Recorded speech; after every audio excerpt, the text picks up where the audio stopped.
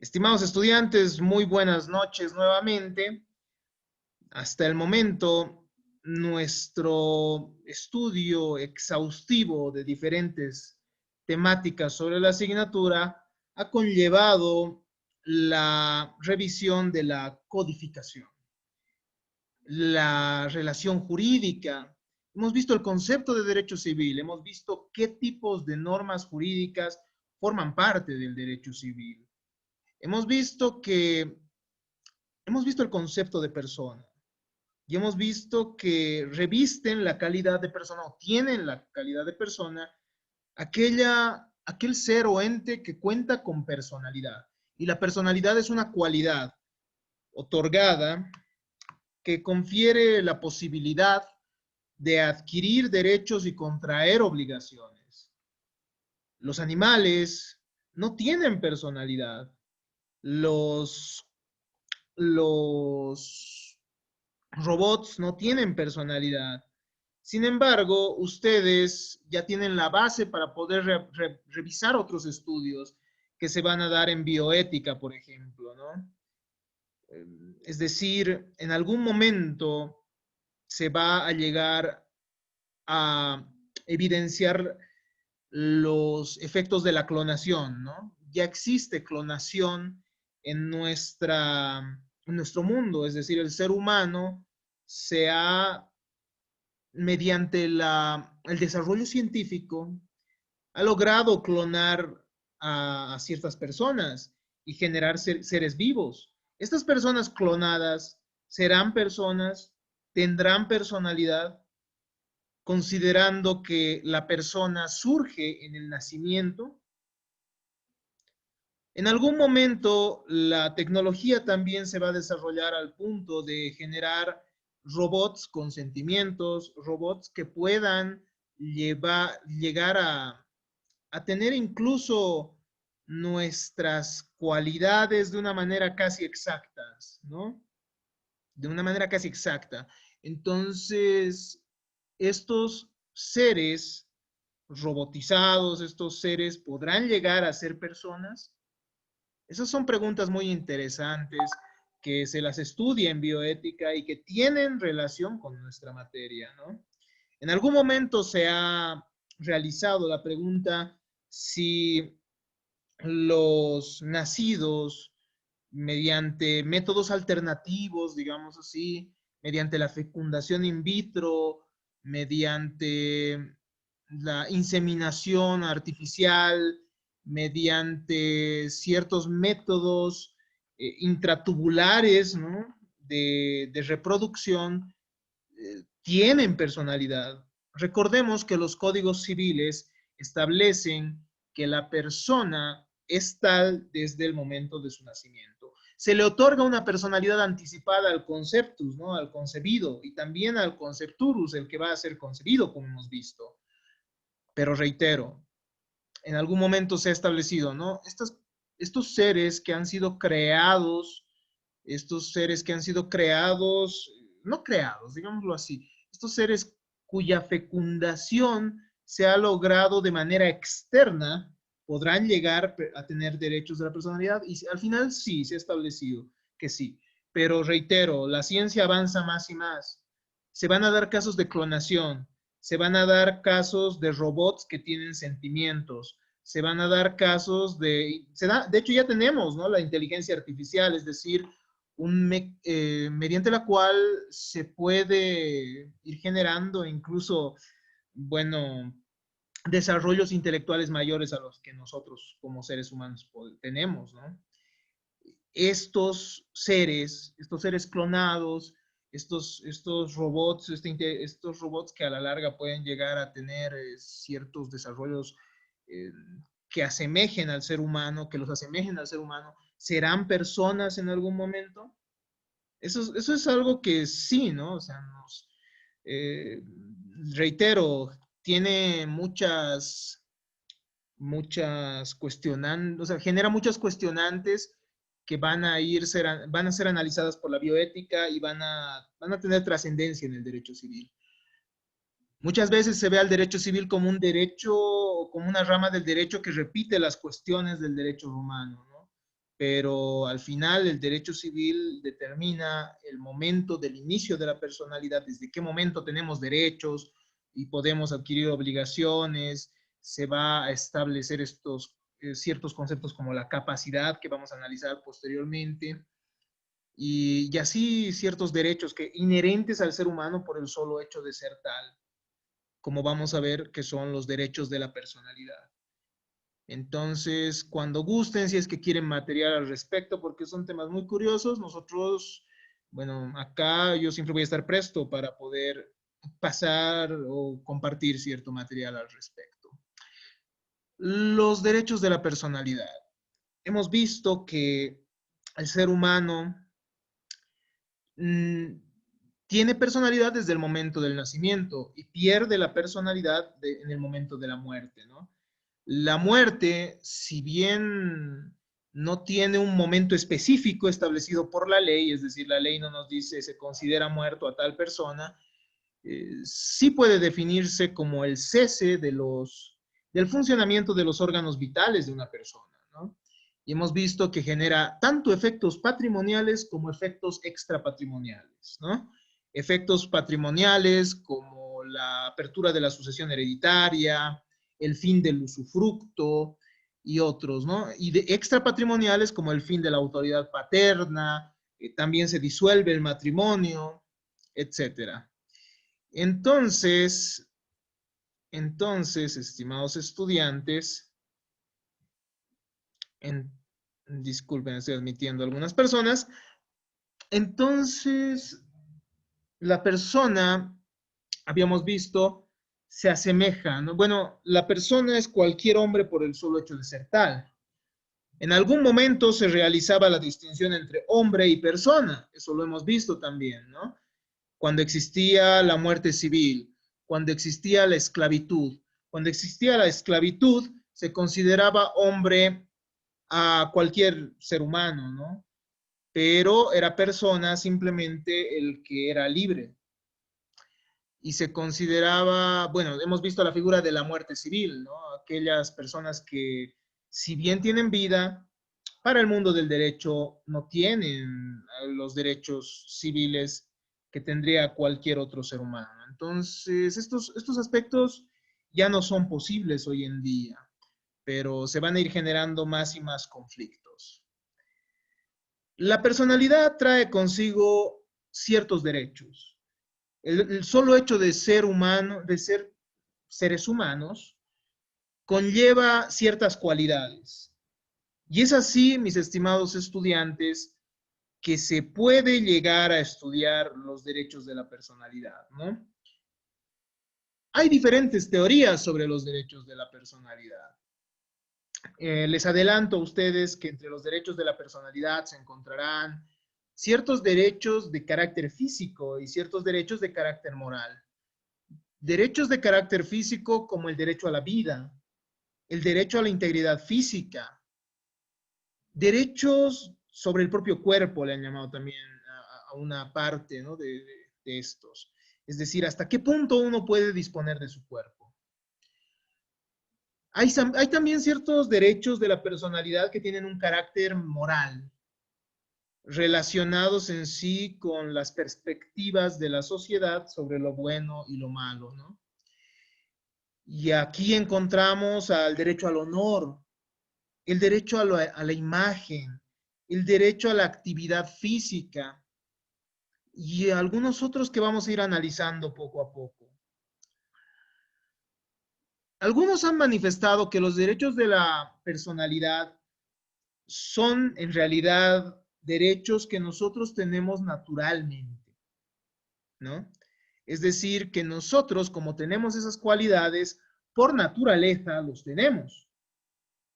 Y otros han manifestado que en realidad no son derechos, por tanto serían derechos reconocidos, ¿no? Esta primera perspectiva nos manifiesta que al ser derechos que ya se encuentran en la realidad, ya se encuentran en nuestra naturaleza, simplemente lo que hacemos es reconocerlos.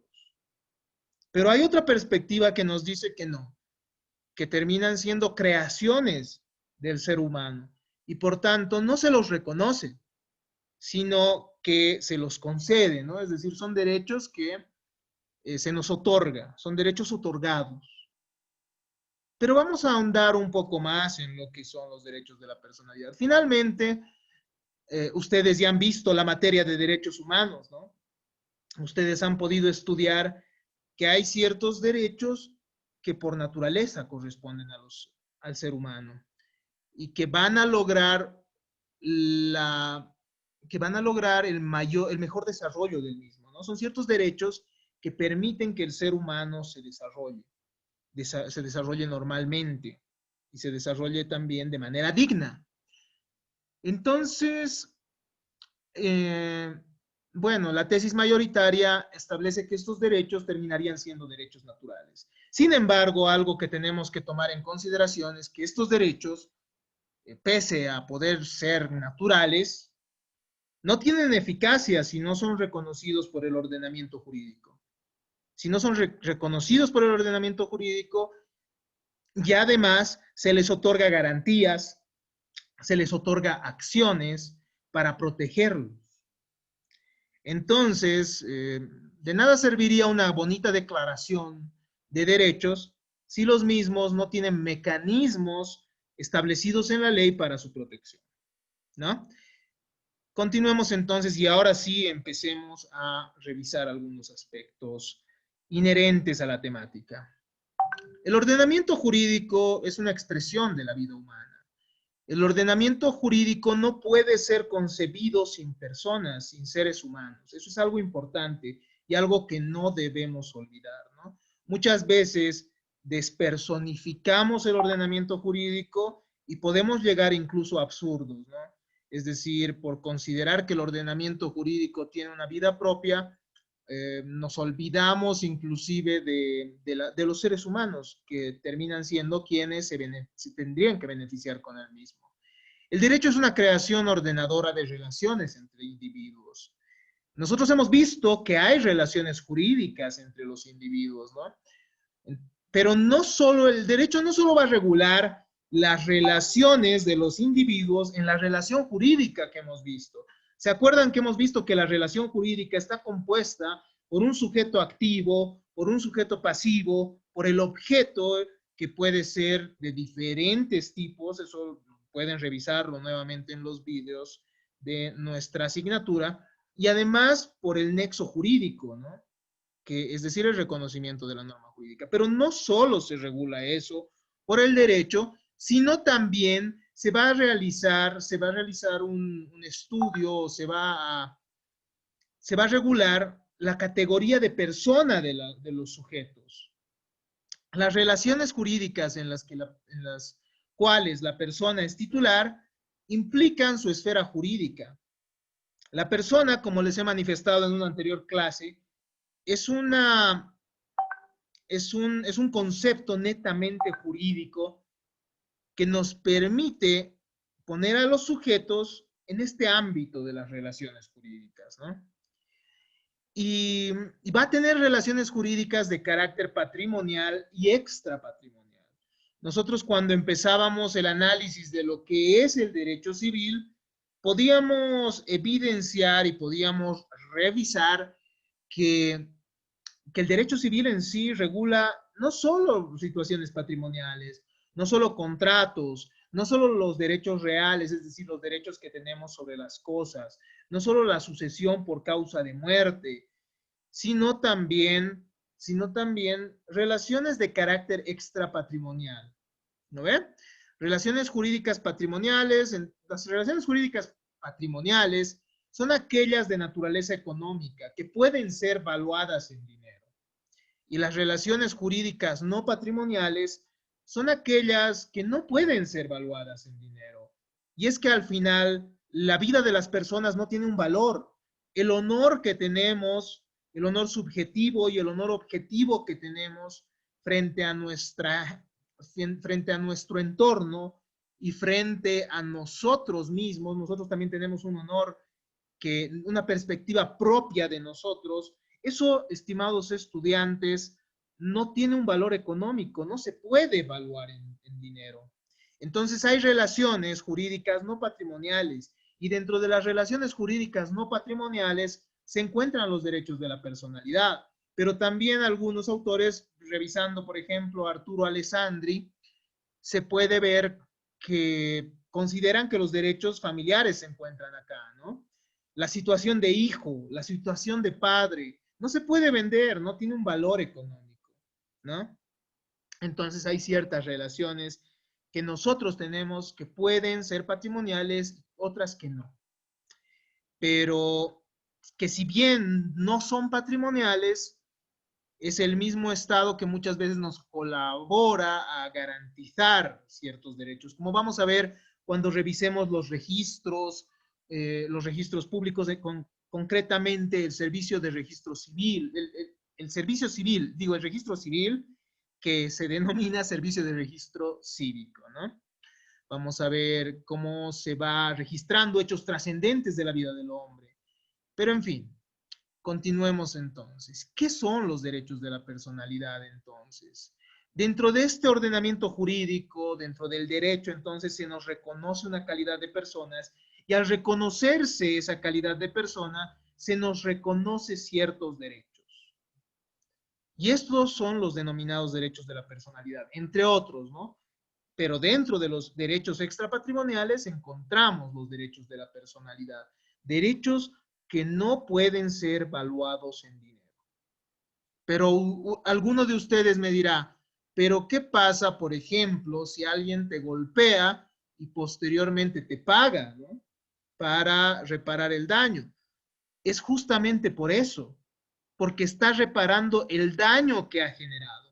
Y ustedes en teoría de la responsabilidad han visto que el daño en realidad no es más que la diferencia que existe entre la situación patrimonial que la persona tenía antes del daño y la situación patrimonial que tiene después del daño. A eso se refiere la reparación del daño. Lo que se repara es un daño, no es que se está comprando, no es que se está evaluando el derecho de la personalidad. El momento que alguien te golpea, no significa que estamos valuando cuánto vale el ojo que te ha quedado morado. No. Lo que se está evaluando es tu situación patrimonial. ¿Por qué? Porque antes que me golpee, digamos Daniel, ¿no? Daniel Vaca me da un golpe y me deja el ojo morado, imaginemos. Antes de ese daño, yo tenía una situación patrimonial, es decir, yo tenía, imaginemos que en activos yo tenía $10,000, pero después que él me golpea, yo tengo que ir al médico, compro medicamentos, etcétera, y además no puedo ir, digamos, durante 3 días a mi trabajo, perjudicándome y dejando de percibir un monto de dinero, ¿no ve? Entonces, lo que él va a reparar va a ser ese daño que ha generado, pero no es que él esté necesariamente pagando un monto de dinero por el derecho. Entonces, estos derechos de la personalidad, como se dan cuenta ustedes, espero que ya se haya comprendido, no son patrimoniales, ¿no ve? No se pueden evaluar en dinero. Incluso cuando han debido ver el daño moral, han debido revisar ustedes que esto depende del juez, ¿no? Cuando se daña alguno de los derechos como el honor, la imagen, y se tiene que reparar los mismos, muchas veces la discrecionalidad del juez es la que va a determinar cuánto debería ser un monto razonable para reparar ese daño, ¿no? Para compensar, como diría Francesco Messineo. Pero ¿qué son? Entonces seguimos ansiosos, ¿no? Después de dar tanta vuelta, seguimos nosotros preguntándonos qué son los derechos de la personalidad. Revisemos algunas definiciones. En primer lugar, vamos a revisar la definición de Ferrara, ¿no? Los derechos de la personalidad, nos dice, son aquellos que garantizan el goce de nosotros mismos, aseguran al individuo el señorío de su persona, la actuación de sus propias fuerzas físicas y espirituales. Se ha criticado a esta definición porque se referiría en realidad a los derechos sobre la propia persona más que a los derechos de la personalidad. Los derechos sobre la propia persona se refieren al límite al que podemos llegar para disponer de nuestro cuerpo, ¿no? Entonces, tal vez esta definición de Ferrara no comprenda todo lo que podrían significar los derechos de la personalidad. Veremos qué nos dice Denis. Él nos dice, son aquellos derechos subjetivos, y esto es importante, derechos subjetivos, porque cuando veamos la naturaleza jurídica de los derechos de la personalidad, vamos a ver que ha existido un debate. ¿Efectivamente son derechos subjetivos o no lo son? Pero vamos a ver. Y al final sí se ha establecido que son, ¿no?, derechos subjetivos, pero vamos a ver los motivos por los cuales así ha terminado este debate, ¿no? Nos dice, son aquellos derechos subjetivos que se dirigen a garantizar a la persona el goce de las facultades del cuerpo y espíritu, ¿no? Atributos esenciales de la naturaleza humana, condiciones fundamentales de su existencia y de su actividad. Estimados estudiantes, cuando uno lee, por ejemplo, uno de los grandes tratadistas del Código Civil Italiano de 1942, que es Francesco Messineo, uno puede ver algo muy interesante, ¿no? Y él nos dice, hay ciertas cualidades que nosotros tenemos. Hay ciertas cualidades. Si yo veo, por ejemplo, a Viviana Aruquipa en este momento, yo veo movimiento, yo veo vida, ¿no? Y la vida es una cualidad que tenemos. Francesco Messineo nos dice que cuando hablamos de los derechos de la personalidad, no es que tengamos un derecho sobre nosotros mismos, sino que tenemos derechos sobre las cualidades que tenemos. Entonces, no estamos nosotros, no somos objeto de la obligación, sino el objeto son esas cualidades, algo diferente a nosotros. Cuando yo veo a Viviana, cuando yo veo a Jaime, por ejemplo, yo conozco que ella tiene una reputación ante su entorno, ¿no? Ante sus amigos, ella debe ser considerada una buena persona. Ese es un honor, ese es el honor que ella tiene, el honor objetivo, cómo la ve la sociedad. Y hay un honor subjetivo. Yo cuando veo a Daniel Vaca, sé que él tiene, por ejemplo, una perspectiva de sí mismo, ¿no? Cada uno de nosotros tiene una perspectiva de sí mismo. Ese es el honor subjetivo que tenemos, ¿no? Muchos de nosotros decimos, yo soy un tipo que se esfuerza por sus metas, pero en algún momento alguien puede destruir eso también, ¿no? Alguien puede destruir esa perspectiva que nosotros mismos tenemos de nosotros. Y eso tiene que protegerse de alguna manera. Entonces, los derechos de la personalidad van a ser esas cualidades, o como nos dice Denis, ciertos atributos que tenemos que generan facultades entonces, ¿no?, de cuerpo y espíritu. Nosotros, por ejemplo, si yo veo a Katy Blanco, yo veo que su cuerpo es una integridad, es decir, es un todo que no está, ¿cómo diríamos?, fragmentado, ¿no? Es decir, ella tiene seguro una piel muy bien cuidada, ella seguro tiene qué sé yo, tiene todo, como diríamos, ¿no?, las cosas en su lugar. Tiene piernas, tiene brazos, pero nosotros tenemos el derecho a la integridad física, es decir, a mantener esa totalidad que implica el cuerpo. Y eso vamos a ir analizando uno a uno, ¿no?, con más detalle posteriormente. ¿Qué nos dice Castanto Beñas, un eminente jurista español? Los derechos de la personalidad tienen por objeto los bienes constituidos por determinados atributos. Entonces tenemos esos atributos, cualidades físicas o morales del hombre, individualizados por el ordenamiento jurídico. El ordenamiento jurídico entonces va diciendo, ¿no?, la persona tiene integridad física, tiene vida, tiene, qué sé yo, tiene honor, tiene propia imagen, tiene intimidad también, ¿no? Nosotros tenemos una esfera de intimidad. Tenemos nuestros celulares, por ejemplo, nuestras comunicaciones que son inviolables. Tenemos nuestro domicilio, que también es inviolable porque tenemos derecho a la intimidad. Entonces, estos son individualizados y el ordenamiento jurídico los va estableciendo uno a uno, ¿no? Llámense, nos dice Alessandri, y tiene una definición muy, muy completa. Llámense derechos primordiales o de la personalidad los que tienen por fin defender intereses humanos ligados a la esencia de la personalidad. Entonces, estos derechos, estimados estudiantes, están ligados a la personalidad. Y Galindo Garfias, que vamos a ver, cuya definición vamos a ver después, nos dice que los derechos de la personalidad están ligados a la persona misma, ¿no? Son derechos inherentes a la persona, entonces. Es algo que ustedes lo van a leer en diferentes, bueno, es lo más conocido, ¿no? Los derechos de la personalidad son derechos inherentes a la persona. Entonces están ligados a la esencia de la personalidad, nos dice Alessandri. Está ligado entonces todo esto a lo que ya hemos avanzado, ¿no ve? ¿Quién es persona? Persona es todo ente susceptible de contraer derechos, bueno, de tener derechos y contraer obligaciones. Y este tiene personalidad. La personalidad es ese atributo, esa cualidad que lo vuelve persona. ¿No ve? Y esta personalidad trae consigo ciertos derechos inherentes al ser humano. Es una construcción teórica muy bonita, que se ha ido desarrollando de a poco junto a los derechos humanos. Cuando ustedes leen esto deben decir, pero yo he visto esto en derechos humanos y parece ser lo mismo. Vamos a ver que no es así. De hecho, algunos autores, incluso nacionales, cuando uno revisa los textos, confunden los derechos fundamentales con los derechos humanos, digo, con los derechos de la personalidad, y también los derechos humanos con los derechos de la personalidad.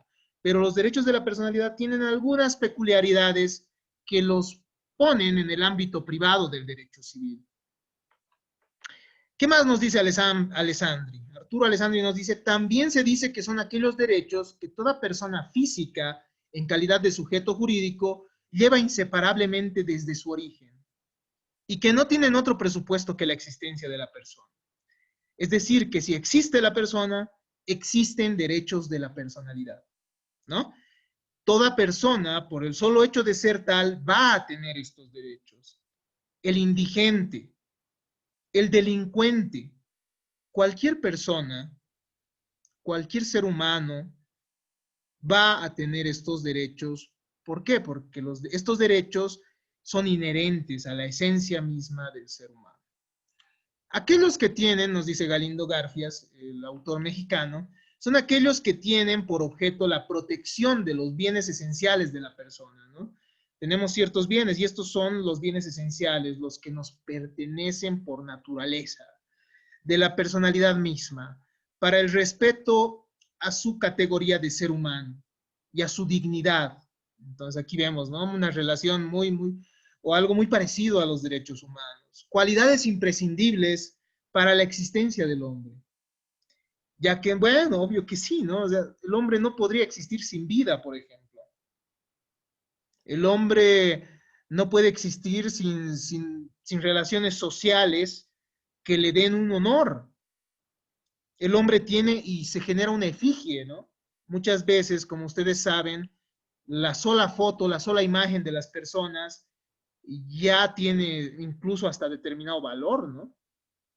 El solo ver una foto de una persona ya está relacionado está relacionado con su honor. Eso ya lo vamos a ir analizando de a poco, ¿no? Entonces nos dice que estamos ante cualidades imprescindibles para la existencia del hombre y para el desarrollo de sí mismo en lo que se cifra plenamente su categoría de sujeto de derecho. Los derechos de la personalidad, mis estimados estudiantes, no se han estudiado durante la escolástica de manera profunda, ¿no? Es decir, durante la Edad Media, tampoco durante el iluminismo, es decir, en los inicios de la Edad Moderna. No se han estudiado de la misma manera que en nuestra actualidad, digamos, no nuestra actualidad, que en el tiempo de postguerras, ¿no? ¿Por qué? Porque la vida moderna, la vida con desarrollos científicos, con desarrollos técnicos, trae nuevas necesidades. Entonces, los derechos de la personalidad también tienen que tener una visión diferente que se adecue a estas nuevas formas de vida que se van dando, ¿no? Es decir, antes, por ejemplo, ¿no? Antes no teníamos acceso a los drones, ¿no? Si se dan cuenta. Antes nadie se imaginaba que podría haber un dron siquiera, un dron con cámaras, que puede ingresar fácilmente en la privacidad de una persona. ¿no? A su domicilio mismo, filmar, tomar fotos. Entonces, los derechos de la personalidad van a ir requiriendo un mayor estudio. Y en la etapa de entreguerras se gesta un movimiento transformador, nos dice, ¿no? Arnau Moya. A través de sucesivas reformas constitucionales se van asentando bases de un orden jurídico más justo, en que el Estado asume la protección de los valores de la persona. Tenemos así la Constitución de Weimar de 1919 y la Constitución Española de 1931. Entonces, de a poco, las constituciones van generando y van teniendo más fuerza, chicos. Cuando ustedes vean y estudien la materia de derecho constitucional, ustedes van a ver que las constituciones tienen dos partes, ¿no? Una parte orgánica y una parte dogmática. En la parte dogmática están los catálogos de derechos y en la parte orgánica está cómo se organiza el gobierno, cómo se organiza el Estado, ¿no? Y los poderes, los órganos del Estado. De qué manera, qué funciones tienen, etcétera. Antes las constituciones tenían esa cualidad, ¿no? De simplemente ser programas de cómo se administra el Estado y ya.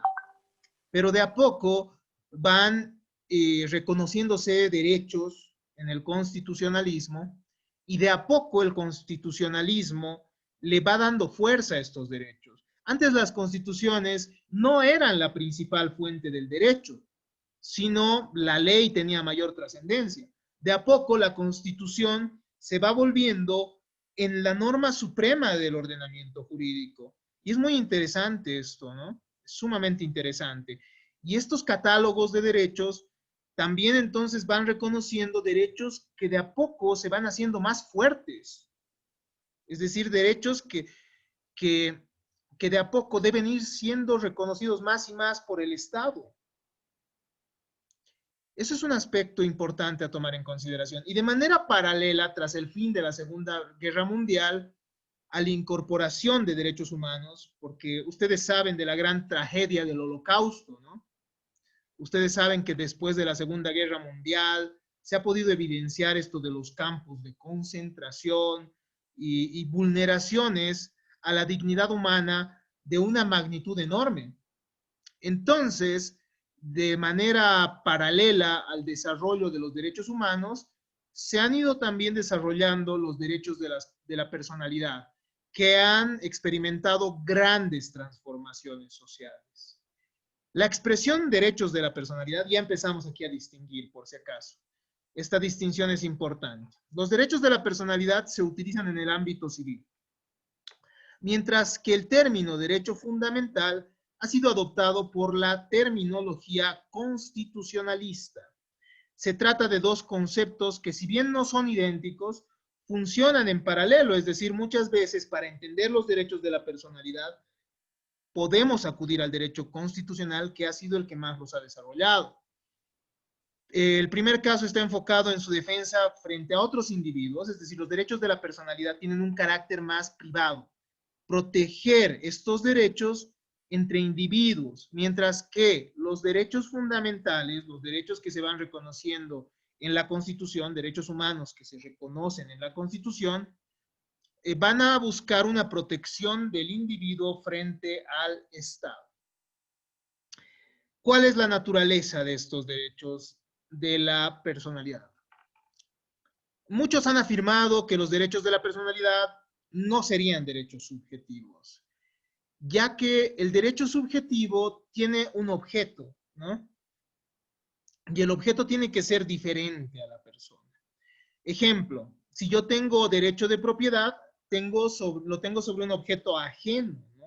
Ajeno a mí mismo. Yo no puedo tener derecho sobre algo derecho de propiedad sobre mí mismo, por ejemplo. Eso no existe. La tesis mayoritaria considera que sí son derechos subjetivos, desmembrando los siguientes elementos, ¿no? Nos dicen que el sujeto es el ser humano en su dimensión física y ética. Y el objeto de los derechos de la personalidad son manifestaciones de cada uno de los derechos. Cada uno de los derechos de la personalidad tiene manifestaciones, ¿no? Estas cualidades de las que nos hablaba Francesco Messineo se va desenvolviendo y tiene una protección propia. Sean físicos, como el derecho a la vida o integridad física, o morales, como el derecho al honor o a la imagen. Entonces, sí termina siendo un derecho objetivo, digo, un derecho subjetivo, porque tenemos un sujeto y el objeto son las manifestaciones del derecho de la personalidad misma, ¿no? Es decir, son las cualidades que tenemos que se desprenden de nosotros y son esas cualidades que tenemos las que se protegen.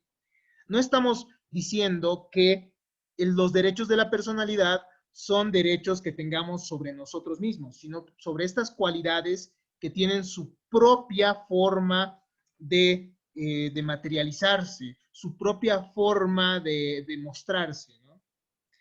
Eso ya vamos, si es que queda alguna duda, obviamente las vamos a ir aclarando. Como derecho subjetivo, entonces implica la facultad de exigir el respeto ajeno sobre los mismos. Terceras personas deben respetar ese derecho que nosotros tenemos. ¿Por qué? Porque efectivamente tenemos derechos subjetivos sobre esas cualidades y es oponible ante terceros. Es decir, que otras personas tienen que respetar esos derechos que nosotros tenemos. Protegen supremos intereses humanos y son considerados por la doctrina y las legislaciones positivas. Entonces, lo que habíamos manifestado desde un principio, ¿no? El ordenamiento jurídico los va reconociendo. En nuestra siguiente clase ya vamos a entrar a la diferencia propiamente dicha entre derechos humanos y derechos fundamentales y después ya vamos a ingresar a la diferencia que existe entre derechos de la personalidad y derechos fundamentales. De igual manera vamos a empezar revisando las características de los derechos de la personalidad y ya vamos a ir analizando uno a uno los derechos de la personalidad, viendo cuál sería más o menos el contenido que tienen, ¿no? Aunque siempre puede resultar variable. Y así lo han demostrado los tribunales constitucionales que sí nos ayudan a interpretar cuál es el contenido de los derechos de la personalidad, pero reiteramos, los derechos fundamentales y los derechos de la personalidad son diferentes, ¿no? Los derechos humanos y los derechos de la personalidad son diferentes por su ámbito de protección, en primer lugar, y por el hecho de que unos nos protegen de cierto ámbito y otros de otro. Ya lo vamos a aclarar mejor en nuestra siguiente clase. Muchas gracias. Hasta aquí nuestra grabación.